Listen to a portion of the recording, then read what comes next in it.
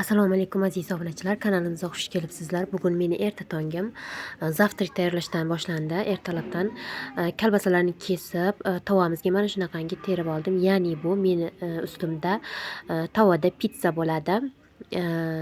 2 dona tuxumni chaqib, yaxshilab aralashtirib olib, ozgina tuz sepib, kalbasalarni ustiga quyib oldim. Quyib olganimdan so'ng bitta lavash xamirni ustiga qo'ydim va ozgina dimladim va yana qotib olgandan so'ng qopqoqchasini olib ag'darib oldim. Ag'darib olganimdan so'ng sirlarni sepib oldim. Yaxshi eriydigan sirdan foydalandim. Ketidan ustida pomidorni qo'yib oldim. Yana ozginchagina qo'ydim. Ko'p emas, sirlari erigunga qadar. Mana zavtrigimiz tayyor. Sizlar ham albatta tayyorlab ko'ring. Juda ham yumshoq, juda ham mazali va tez tayyor bo'lar ekan. 5 minutda tayyor bo'ladi desam adashmayman. Endi shu orada sarg'aygan, qoraygan idishlarimni aziretda yuvib oldim. Chunki rosa sarg'aygan chaynaklarim ancha bo'ldi yuvmaganimga.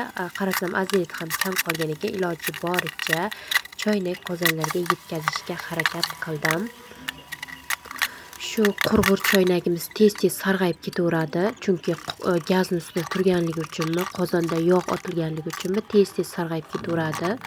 Shuning uchun tez-tez yuvaman. Qozon yuvmaganimga ham ancha bo'ldi, rosa sarg'ayib ketibdi. Uni ham azaletda yuvib oldim.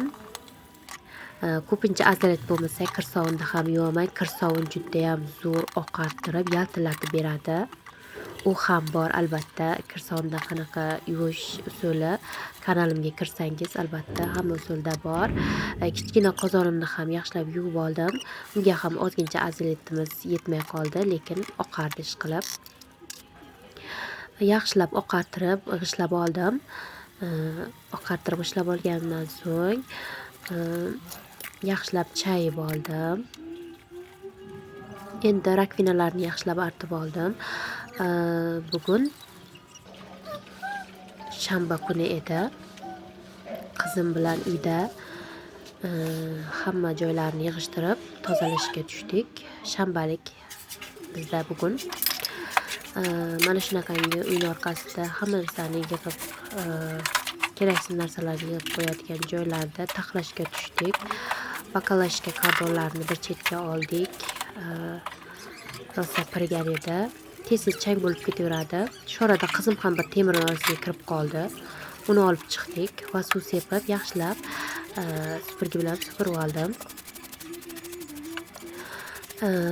Oilada katta kelinman. Bo'lak bo'lib chiqqanimizga 5-6 oy bo'lib qoldi. Ovsinim tushgandan so'ng biz bo'lak bo'lib uchastkaga ko'chib keldik va mana shunaqangi hayotimiz o'tyapti asta-sekin. 2 qiz farzandim bor, Shirin bilan Shakar. Bugungi kunlik vloglarim shulardan iborat edi azizlar. Keyingi videolargacha ko'rishguncha